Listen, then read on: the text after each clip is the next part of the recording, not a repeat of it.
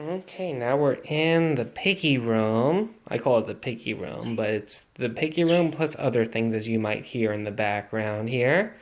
So we got the two little piggies right here. The fuzzy guy, he's a teddy bear, is what they call that, because of his fur and the way it clumps up like it does. His name is Fozzie, because Fozzie Bear, teddy bear, haha, ba-dum-dum, whatever.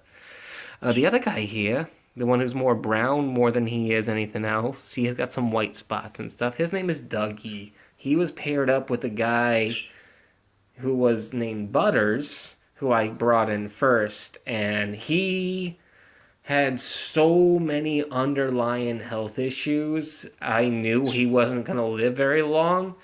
I kept him going for a couple years, like 2 years. But it's very funny because these guys are like a year or two apart and they just get along so good. It's very hard. I will say it's not easy to pair up guinea pigs. I'm laughing because the birds here are commanding attention. I'm going to show you what they're at. But these guys, they're doing great. I will say it's hard to pair up guinea pigs, but it's just the two of them. And they're both male. So this way there's no piggy babies or anything, because they can reproduce like crazy. They are still considered part of the rodent family, these little guys. Yes, you are. Even though rodent sounds like such a wrong thing to say when you're so cute. And then anyway, we got over here, moving this along. I know it's a bit messy. I need to clean this up, but this is something going on today. Well, there they are. That is Aria and Viola. They are both parakeets. Hello, you two.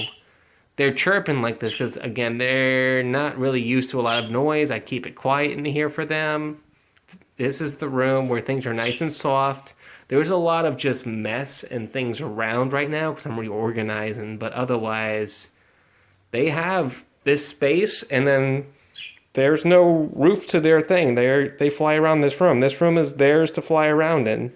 They get along very well with the piggies right here. It's not even a problem. Right, Piggy? Yep. And I'm super glad that sofa survived. That thing's been like a year in there, and they have not chewed it up. I'm super happy about that. And then up here, I was hoping he'd be active by now for me to kind of actually show you guys. But this is the little enclosure for my Chinese dwarf hamster. He's almost 4 years old, if not 4 years old or older. That guy, my goodness, he exceeded all expectations in life and everything. I knew he was a healthy little guy. I got him way back when I had an accidental and unfortunate death. But the story between these parakeets, sorry, I got sidetracked. They do have a story. All these animals have a story other than those guys. And other than the Hamtaro up there. I know, the most generic freaking name ever I picked for him. But he was my first hamster. What else would I call him? I got another hamster named Munchie, but right now he's with my parents because I had to rehome a lot of animals due to situations. But anyway, these guys right here. Oh, I'm sorry, leaning in too close and speaking too loud. So Aria and Viola. The green one is Viola.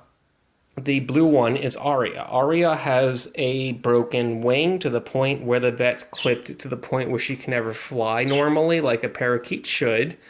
And Viola, her unfortunate story is this poor little girl was in a situation where she was very stressed.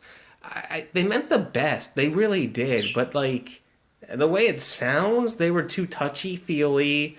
The bird somehow bit the pet owner on the chest. So to do that with a parakeet, that is getting really up close and personal with birds. And I will tell you guys, you don't do that with birds. If you want an up close and personal pet, the best thing to do is a mammal. Birds, reptiles, stuff like that. And when I say mammal, your best bet's the generic, cats or dogs. No matter what you're going to do, it's going to be a lot of care. Animals need care, they need love, they need attention. Which is why these two are paired up, and why I have my two guinea pigs paired up, and they're all ones who needed help. They needed friends. These are not bought, they are adopted. So, I did get a lot of other animals, but they were rehomed and redistributed. A lot of them were also the same scenario as these guys. They just needed help. They needed something, so I kept these guys specifically the best I could because of their situations. And then, especially this guy up here, I mean, he couldn't take too much more with anyone else. I mean, he's old. I'm telling you, I'll try and get a video of him later.